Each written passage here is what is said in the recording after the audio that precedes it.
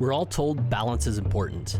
We strive for it in our lives, our work, our perspectives. Well, hopefully in our perspectives.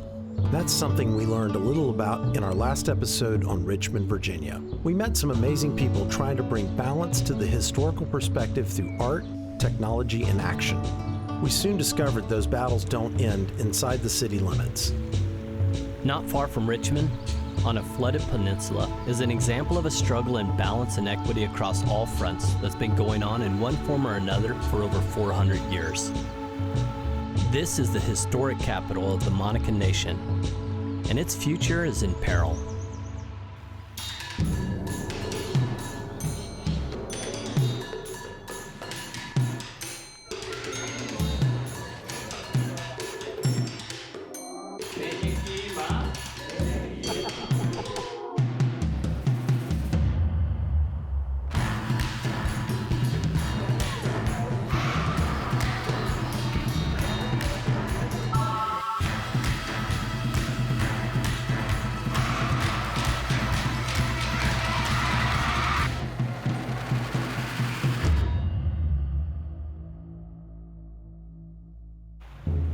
About an hour west of Richmond is Rassawek.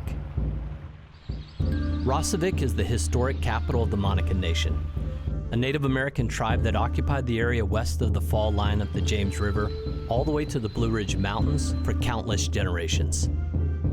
We're headed through the mud and rain to this flooded peninsula to see this historic site for a good reason. It may soon be destroyed. A water pumping station to support development is slated to be built on the land where Rassawek once thrived, and even though Rassawek was recently named one of America's 11 most endangered historic sites, the future is unknown. Our guide, Chief Kenneth Branham, the current chief of the Monacan Nation, and with him his legal counsel, Greg Werkheiser. Greg runs a law firm along with his wife, Marion, devoted to preserving and protecting culture, art, and heritage through legal advocacy.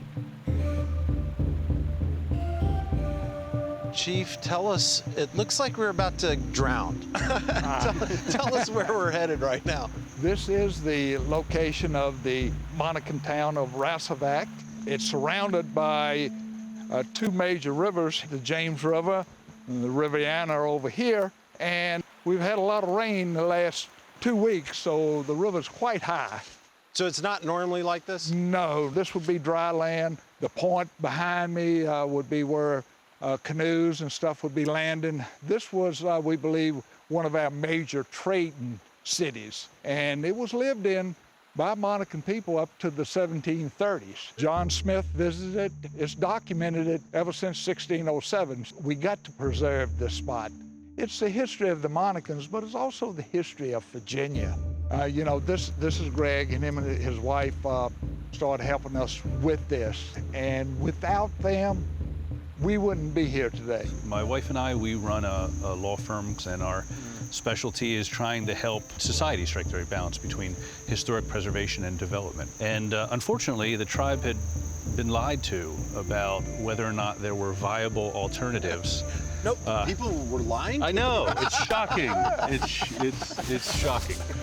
We live in a modern age now where you can do things like submit Freedom of Information Act requests.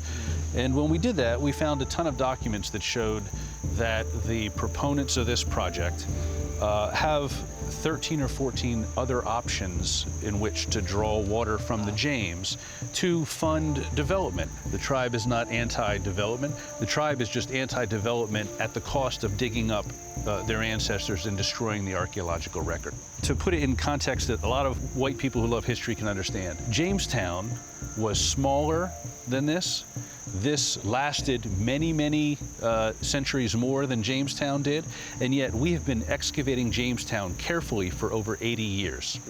The plan here is to spend 3 months digging up the chief's ancestors, putting them, if you'll excuse me for saying this, in cardboard boxes, and then putting a pump station in. If we were having this conversation 25 years ago, it never would have been a conversation. What different is the federal recognition, Yep. you know, because there are federal laws. And some of these laws were just passed in the 1990s. Not 1890s. No, We're it's just talking about- 1990s. weird. Protecting graves of Native people. Well, would you want your great-grandparents dug up and removed and disturbed? You know, I went through that one time with a site that was dug up, and there was over 150 skeletons, full skeletons.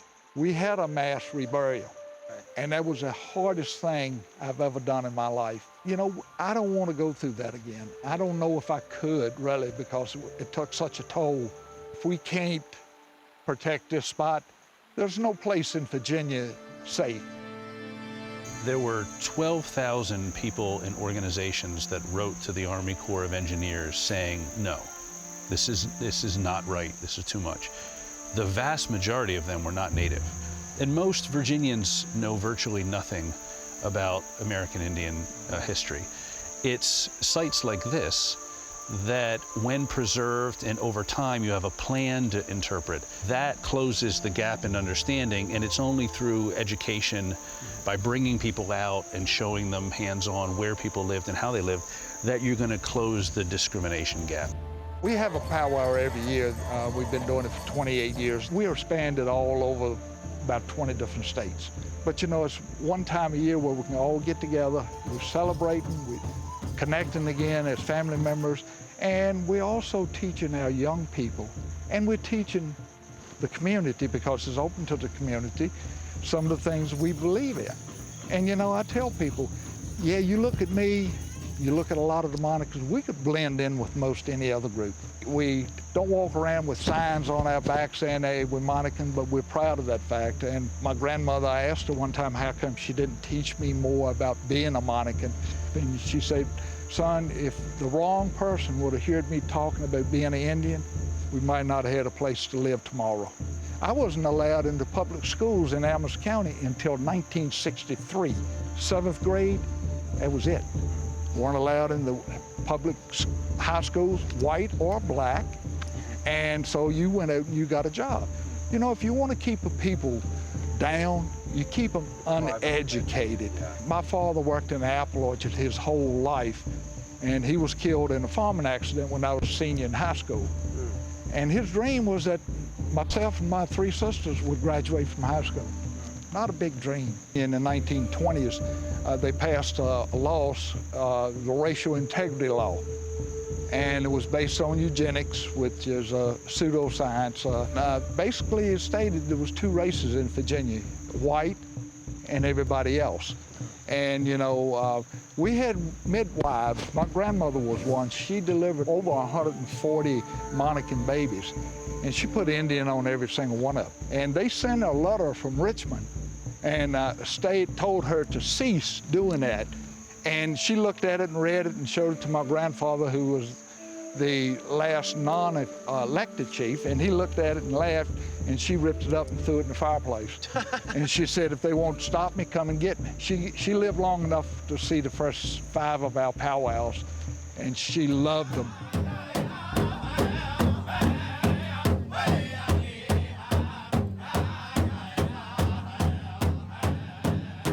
What did the river mean specifically to the Monacan?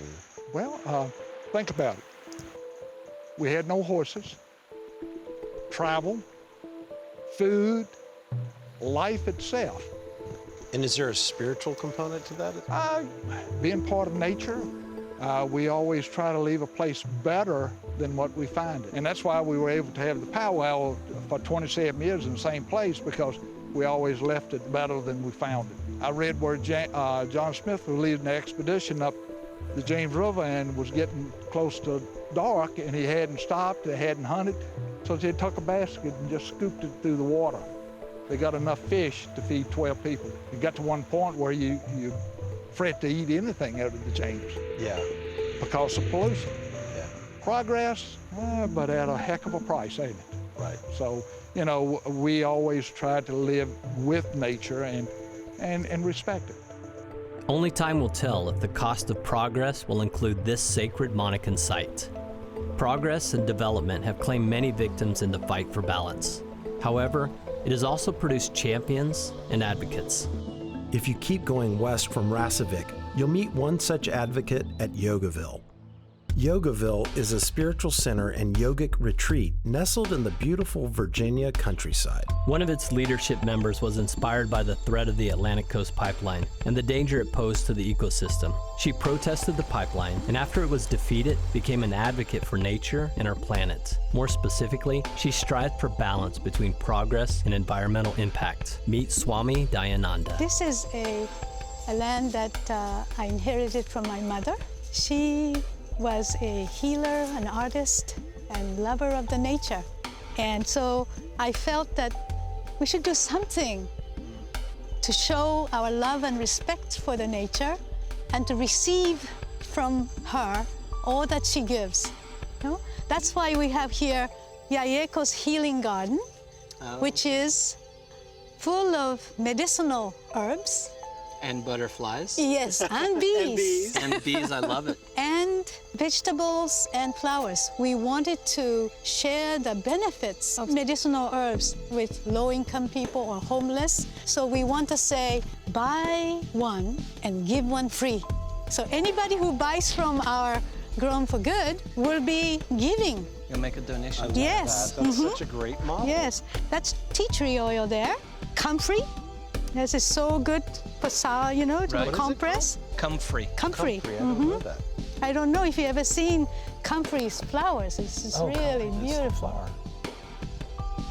We did about 50 hemp plants. When it became legal, really the inspiration was because I heard that hemp plants can absorb 5 times more carbon than the trees. It was an environmental decision? Yes, it was. And they grow within 4 to 6 months, rather than trees that grow in 15 to 20 years. Yeah. This was all because of Atlantic Coast Pipeline, which was threatening our air, water, and ground. Because I took a climate training with Mr. Al Gore last year in March. Really? I've heard of this guy. Yeah, have you? He, really have given his life toward this. And when we took the training, I truly understood how important it is for each one of us to do whatever we can to work toward climate change issue. And then I realized how beneficial hemp for flowers is for healing. In other words, hemp roots, did you know that it can absorb toxins? How does it? In Russia, radioactive place, what's the famous place? Yes, they planted hemp to clean up the soil. They leave their place better than what they found. Right. There's an answer, solution that God or higher consciousness provided for us. Water is really one of the most important elements in our life. It makes up a large part of our bodies. That's right, exactly, yes. And we did a worship service to the river. It's called puja in Hindu tradition. Yeah, I know. And we did a what we call arati, which is offering of the light, praying to Mother Nature and the divine in the water to protect the water, yes. And part of protecting the water is some of the environmental action things that you all have produced. Of course, and that is the cry of indigenous people. How long, how many hundreds of years they have been trying to protect their land, their water, their air. And this whole land, certainly was a Monacan people's land, indigenous people. Swami, why is it so hard for people to understand it's important to protect and conserve? Well, I don't know the answer to it, but I know that I myself was not really aware of the value of the nature until recently, until it was threatened by the pipeline. In the name of progress and profit, we can lose ourselves, and the greed can take over and harm the land to the point where we might really not have the right climate for us to survive. This environmental issue, it is a moral issue, it's an ethical issue, because it can harm and more disadvantaged people, minorities, and the environment itself and all of us. So the climate justice, environmental justice, racial justice, it's all now come to surface that we must really unite together to care for our health, our well-being of body, mind, and the spirit and do good, protect, serve each other, come together, love one another, care for each other. Swami Dayananda has a beautiful perspective on finding balance in life, nature, and community that permeates into the way she lives. Back in Richmond, we spoke with a group of African American entrepreneurs and thought leaders about the summer of racial unrest and the protests inspired by the murder of George Floyd and so many others. What is the path forward in a society where extreme economic imbalance and racial injustice have dominated for so long? We jumped right in with Ace Callwood, Zane Gibbs, Dontrese Brown, and Rashida Creighton. There's this tenor, I think, to what we see, the inequity, the injustice, the police brutality this time. Yeah. Started with George Floyd and the protests, the activism, and yes, some of the riots, which I'm sure we'll get into, but I think are requisite. A major movement, arguably the largest civil rights movement in human history, is happening now, and part of that is here in the former capital of the Confederacy. That's interesting. For me, there's a quote on the Lee Monument. It says this time is different. I don't know if you guys There's a couple of other quotes that I thought made it. I think everybody had to be quiet and shut in the house because outside was closed in order for this to actually work. It's a perfect storm. It was the perfect storm, though, because you now don't have a distraction. Everyone is facing the reality that we've been living 400 plus years. And I think what's happening now is there is a new generation of young folks. I'm like, oh, y'all are not playing. Like, you are calling people out and you do not care. And I love it. Something that comes with that gets our generation to say, yes, and we are here for you because we have the brand equity, we have the dollars, we have the ability to then move substantive change forward. Y'all are all thought leaders because you're entrepreneurs here in Richmond, and each of you has your kind of own slice. While there's an activism, there does seem to be a positive look forward. Yeah. This moment in time has sort of separated from an entrepreneurial perspective, sort of the old Richmond from the new Richmond. Richmond was the home of Maggie Walker, who in the early 1890s became the first African-American female banker. Her legacy is strong in this town, and especially in Jackson Ward before its undoing by I-95 in the 1950s. My co-founders, when we talk about Jackson Ward Collective, like we think about Maggie Walker. To have such an amazing, inspirational person. I mean, it was the Black Wall Street. It was and the birthplace of Black capitalism. Yeah. I would love to be back in that era of Jackson Ward when it was just hopping with that culture that we were bringing to this city as the Harlem of the South. Was ridiculous. Well, and it's in the taken away. business that you see, right? You had insurance companies, you have financial services. Like Jackson Ward was actually kind of first named Black Wall Street. It was the destruction of Tulsa that elevated that name, but it was 95 cutting straight through Jackson Ward that destroyed Jackson Ward. Yeah. I mean, this is systemic racism. Yeah, it's taken away. The building of highways through communities is not unique to here. No. It happened everywhere. Everywhere. And like, when we think about what our goal and our mission is for Jackson Ward Collective, it is actually to just support Black business owners. It's learn, grow, and own in the Black community. I mean, you spent time at my previous building. How many Black founders, not employees, did you see? Right. But a handful. Right, maybe. And Maybe that's a stretch. When you looked in the But mirror. Like, they're not there. Well, I'm a big guy, so I'm most of that handful. But there are many. And we're not there because wealth gap. There's a safety net that's requisite to take the risk, to step in, to start your own thing. The interstates are designed, we think they're designed to take people places. Let's be real clear about who those people are. It's take the white folks through the Black neighborhoods without having to go through the Black neighborhoods, right? Like, how do we get them out to the suburbs without having to deal with us? Yeah. The redlining, to see that in Richmond Literally, they were red lines on maps, but denoting good neighborhoods versus bad neighborhoods, and that was typically along racial lines, right? Where you want to invest and where you don't want to invest. Or where you won't let people who came from this area get a loan, make investments, buy new property, or move on the other side of the line. And so when we think about the way education has been affected by that, the way generational wealth by buying property has been affected by that, so on and so forth. Once you start there and then you think about why we don't see founders necessarily represented in our incubator downtown, it's because most of us, a lot of us, have not had the privilege of having that safety net. There's some movements that are happening now. The question is, are we going forward or backwards? I mean, what's the sense? What's the future for Richmond? I think Richmond is one of those cities that I'm most hopeful about. This is not a new struggle for us. As the capital of the Confederacy, this city's really been trying to deal with its history probably more than I would say any other city. I'm hopeful because I see a lot of people who were on the sidelines in that conversation now, coming off the bench, saying, hey, look, I want to be in the game. There's some people that look like me that think that things are not progressing. Those people who want to make it great again, right? Yeah. Great was the 50s where we were segregated, or the 80s, we had the war on drugs and we were throwing us in jail. I mean, black folks can't time travel, right? Like, it just doesn't make sense for us. All we've had for a long time is hope. Like, we can't not be hopeful. We think about what that would look like. Earl and I, the only white people at this table right now, we do want to come along and we want to help. Yeah. Are there things that we need to pay attention to when we try to help? Listening. Historically, what happens is white folks will say, I want to help, and then they try to do. Yeah. And you're not listening to what we're saying we need.